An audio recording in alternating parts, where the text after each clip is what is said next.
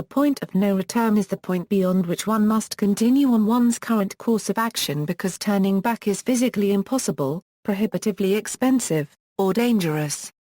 A particular irreversible action can be a point of no return, but the point of no return can also be a calculated point during a continuous action. Origins and spread of the expression, the term PNRA point of no return, more often referred to by pilots as the radius of action formula originated, according to the Oxford English Dictionary, as a technical term in air navigation to refer to the point on a flight at which, due to fuel consumption, a plane is no longer capable of returning to the airfield from which it took off. The first major metaphorical use of the term in popular culture was in the 1947 novel Point of No Return by John P. Marquand. It inspired a 1951 Broadway play of the same name by Paul Osborne. The novel and play concern a pivotal period in the life of a New York City banker. In the course of the story, the character faces two point-of-no-return realities: first, that his quest for a big promotion will mean either triumph or a dead end to his career, and second, that he can never go back to the small-town life he abandoned as a young man. Related expressions: there are a number of phrases with similar or related meaning. The point of safe return is the last point on a route at which it is possible to return to the departure airfield with the required fuel reserve still available in the tanks. Continuing past the PSR, one is now committed to landing at your destination. Beyond a certain point there is no return. This point has to be reached. This statement appears in Betrachtend in a 1/4 Bears are 1/4 NDE, Lied, Hoffnung und den Warenweg by Franz Kafka. Crossing the Rubicon is a metaphor for deliberately proceeding past a point of no return. The phrase originates with Julius Caesar's seizure of power in the Roman Republic in 49 BC. Roman generals were strictly forbidden from bringing their troops into the home territory of the Republic in Italy.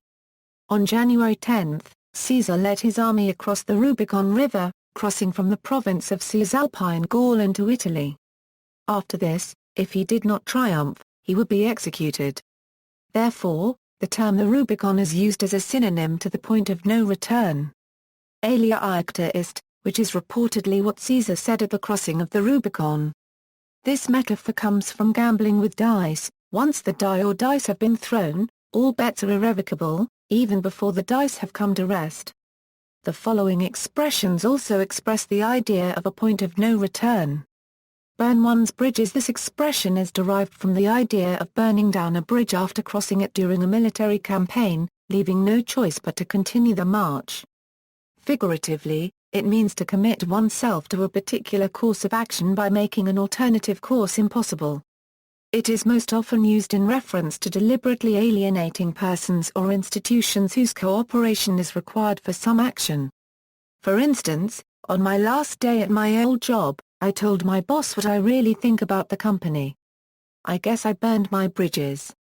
Burn one's boats. This is a variation of burning one's bridges, and alludes to certain famous incidents where a commander, having landed in a hostile country, ordered his men to destroy their ships, so that they would have to conquer the country or be killed. One such incident was in 711 AD, when Muslim forces invaded the Iberian Peninsula. The commander, Tariq ibn Ziyad, ordered his ships to be burned. Another such incident was in 1519 AD, during the Spanish conquest of Mexico. Herna N. Corta copyright S., the Spanish commander, scuttled his ships, so that his men would have to conquer or die. A third such incident occurred after the Bounty mutineers reached Pitcairn Island. Two similar stratagems were used during the Qiu-Han contention. These have led to Chinese idioms, elaborated below. Also mentioned in the Roman myth of Aeneas, who burned his boats after conquering territory in Italy. Similar incidents was recorded in Burmese history. In the Battle of Nornyo during the attack on Pegu in 1540, the Burmese Prince Barinorn faced a superior force of the Mons on the other side of a river. After crossing the river on a pontoon bridge, Barinorn ordered the bridge to be destroyed. This action was taken to spur his troops forward in battle and provide a clear signal that there would be no retreat. Break the kettles and sink the boats. This is an ancient Chinese saying, which refers to Xiang Yu's order at the Battle of Julu. By fording a river and destroying all means of recrossing it, he committed his army to a struggle to the end with a Qin and eventually achieved victory. Fighting a battle with one's back facing a river.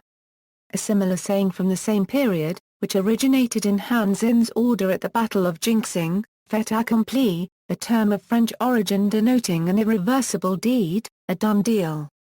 See also, catastrophe theory, commitment device, dynamic inconsistency, event horizon, line in the sand, red line, sunk cost fallacy. Notes.